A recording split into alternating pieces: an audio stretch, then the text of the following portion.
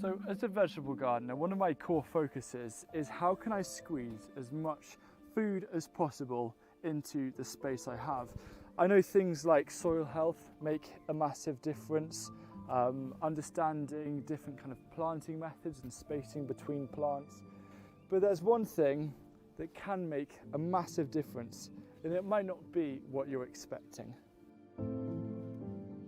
Now, we all have our own favourite or go-to varieties of vegetables. Perhaps they taste great, or they're suitable for smaller spaces, or we know that we're going to get consistent results from them. For example, I always grow the beetroot variety of Boltardi every single year because I know I'm going to get consistent results. Now, what if I told you that one of the best ways of increasing the yields from your growing space is to push the practicalities of gardening to one side and instead focus on the abundance of vegetable varieties we have to choose from in order to optimize the way that we garden. In previous years, when I sit down and I do the annual seed order, I find it really easy to just go through and buy all of the seeds that I'm familiar with, all of the varieties. But I realise that I'm actually missing out from discovering and finding new opportunities because I'm stuck in that comfort zone. You see, the great thing about each individual variety is that it has its own characteristics that define and distinguish it from the other varieties of that particular crop. Perhaps it has an interesting colour, maybe it has a kind of quirky flavour, it could be fast maturing or heavy cropping. This year I've decided to do something different. Instead of choosing the main variety and then perhaps another variety to grow as well, I'm choosing a small handful of crops and I'm attempting to grow as many different varieties as possible of these crops. And I'm going to be growing these alongside the control variety, or the one that I'm most familiar with, in order to do a comparison so I can find out which varieties stand out to me the most and which ones give me better results. Now, what is better? Well, better can mean anything. It's really down to your individual growing goals. But the great thing about trying different varieties is no matter what your goal is, no matter what you want to get from your garden, you will get results that will make a positive difference. If you choose, say, a handful of crops each season to trial new varieties alongside, say, your current or your favourite varieties, then it's not going to take you long to build a go-to list of varieties that are bespoke to your garden, your goals, and also your climate. Now just stop for a minute and imagine your garden full of all of your A-list varieties. How different would that look? How different would that feel from today? I'm just very much at the start of this, but I think it's a fun journey and I invite you to come along. But how exactly do we get started with experimenting and testing to find the real gems of the varieties that we want to grow?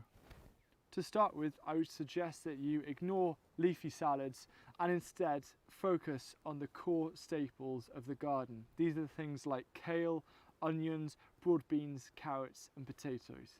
Now you want to pick around 3 or 4 nominated crops. For me this year, it's going to be kale, fennel and leeks.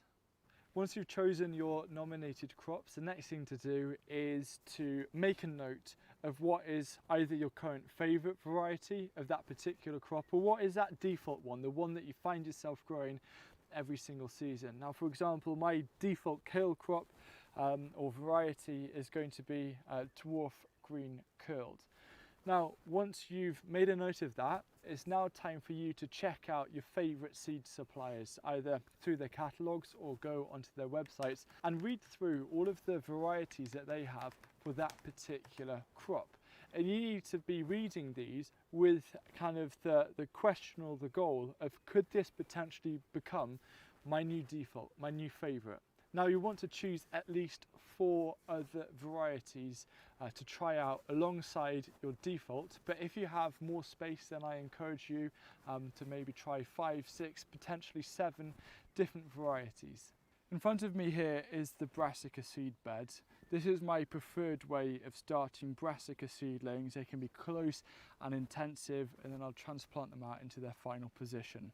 So along with dwarf green curled kale, I'm growing 6 other kale varieties, which are Hungry Gap kale, Cottager's kale, Red Russian, Dazzling Blue, Asparagus kale, and East Frisian palm kale. My core focus of trying these different variations of kale is to not only find ones that work really well in terms of winter hardiness, but also to compare their flavour. So whatever crop you've decided to trial the different varieties, you want to grow that default variety along with the other varieties in the exact same way as possible. For example, starting off all of my kale in the same place and then transplanting them into the same raised bed. You want there to be as much consistency as possible with the growing. The reason why you want this consistency is because it's going to give you a far more accurate representation when it comes to comparing and contrasting and seeing if there are any that really stand out. One other really important thing that you've got to do to make the test or the experiment as fair as possible is to grow multiple plants of the same variety. By having multiple plants, you'll get a more accurate and fair representation of each variety, and it's going to make it a lot easier for you to compare the different ones versus just growing one plant of each. Chances are that is not going to give you a proper fair result. When it comes to harvesting, you can either take into account the observational differences, the weight differences or the yield, and also the taste differences, or you can compare all three. Now, another thing that I recommend you look at is how healthy is each variety looking. Are there any that are showing particular weakness, such as extra pest damage? It's really important, I think, to have an overall view so you can make a far more kind of informed decision on what is, in your opinion, the ultimate variety that you want to grow.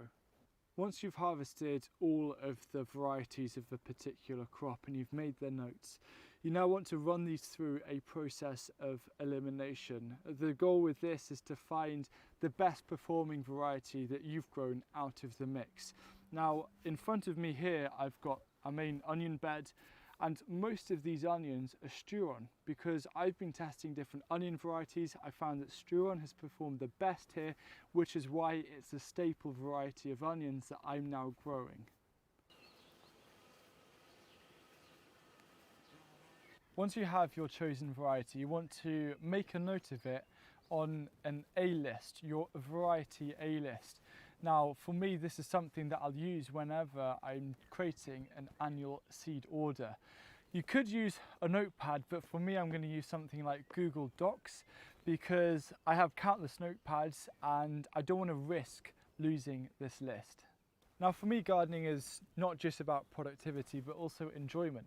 So I'd actually recommend that you create a second list, such as a specials list.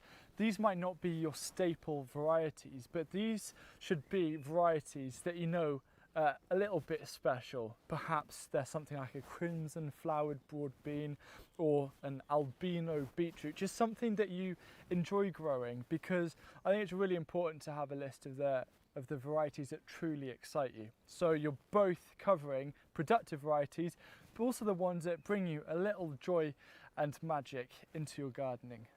This list of varieties is very much going to be unique to you, and it's going to help you to optimize the way that you garden in order to hit the goals that you set. So if you just do a small handful of crops every single year, quite soon you're going to build a clear picture of those kind of standout varieties, and you can just imagine the kind of positive impact that's going to bring to your gardening. Now, one thing to note is that you should also be flexible with it. It can be a list that changes constantly, because maybe in a few years' time your friend tells you who lives down the road about this new kale variety, you give it a go and you're just blown away by it. So I think being open to change but having that kind of go-to resource that is tailored for you is one of the most rewarding things and one of the best investments that you can put into your gardening journey. So when you're growing the different varieties, it's really important to obviously label them, but I also like to keep the empty seed packets back. So if the label slightly rubs off and I can only see a couple of letters, I've got that as a reference point. But also I really like to make sure that I write down the varieties on my planting plan. Summer is just around the corner, and that means the first of the harvest. And when you harvest something, there's an empty gap. And if you're struggling with creating a really effective planting plan where it allows you to plan in ahead and have a monthly outlook on your garden in order to do things like succession planting to increase your productivity, I've got an online course. It's really affordable, and it's around 10 lessons showing you how to create a productive month-by-month planting plan that offers you a seamless transition into the following growing season as well. So if you want to find out more, there'll be a link down below, and there's a coupon code for 20% off using Plan 20.